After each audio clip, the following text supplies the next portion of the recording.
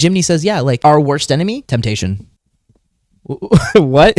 I love Jiminy. And it's true, right? So there's these things that you're going to come across in life that are going to try to tempt you. Well, then you'll say, tempt me for what? Like, what is the temptation? The temptation is to confuse what's right and what's wrong. And Jiminy has this amazing line in the movie where he's like, oh, this might be the right thing for this moment, but then you come to realize that right thing is not the right thing, and then actually was the wrong thing at this point in time. And you're like, okay, that actually kind of makes sense. Of course, but Pinocchio's just existing. Like, he literally just existed like 15 minutes into the movie. And you're like, okay, well, I'm walking through life. How do I know right from wrong? And the interesting thing, so I think about Solomon. Solomon, God asks him a question in a dream. And what God says, hey, if you could have anything in the world and I'll give it to you, what would it be? And anytime God asks you a question in the Bible and in life, it's not so much to know because he knows everything. It's more so to pull something out of you that you didn't know. That maybe like it's him inviting you into something bigger. And Solomon says, God, if you could just give me wisdom. Because like my dad, David, King David, the Great, his heart was so aligned with you that if I could just have an ounce of wisdom to be like my dad and to know, and this is what Solomon says, to know right from wrong, not good from evil, because that's a given. If you read the Bible, Genesis 1, God continually tells us what is good and the one thing that wasn't good, which was for man to be alone. And then also defines the terms of what's good and evil. And then we had the audacity to then take the fruit of the knowledge of good and evil and define it for ourselves and seize autonomy. And Solomon knew that. So he's like, I don't want no good and evil. I already know that. What I really want to know is right from wrong. Same thing like Pinocchio and Jiminy. I think that's the Holy Spirit.